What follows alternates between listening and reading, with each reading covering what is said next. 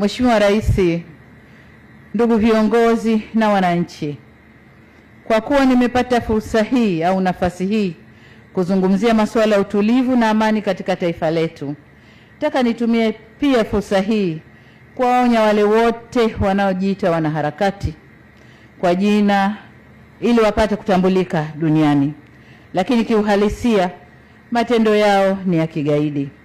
Nataka niseme kidogo tafsiri ya ugaidi.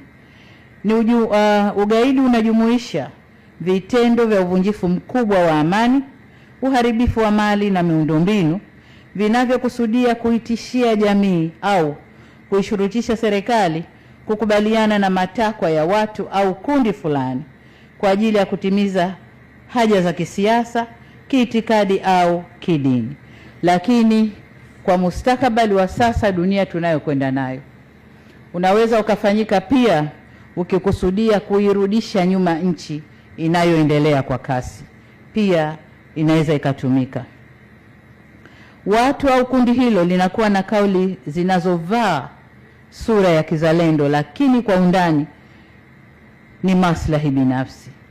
Mtu anayeipenda nchi yake kiukweli huijenga na sio kuibomoa.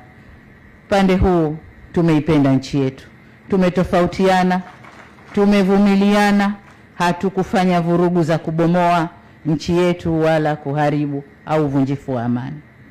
Na wasihi wa Tanzania, tushikamane kwa ajili ya maendeleo ya taifa letu na sio kulifanya taifa kuwa duni kwa matakwa ya watu binafsi ambao maisha yao huko waliko na hata hapa nchini yanategemea malipo yatokanayo na kufanya vurugu au kuivuruga nchi yao kwa maslahi ya wengine. Katika hali hii, niwahakikishie Watanzania kwa serikali yenu inasimama imara katika ulinzi wa raia wake na mali zao. Nanyi kwa upande wenu mnapaswa kuungana na serikali yenu katika kulinda maeneo yenu na mali zenu. Vitendo vya kigaidi katu havikubaliki, sio kwa Tanzania tu bali ulimwengu mzima.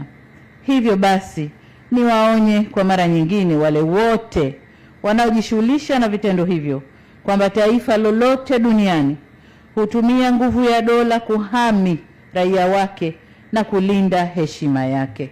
Nasi Tanzania kama taifa hatutasita kufanya hivyo.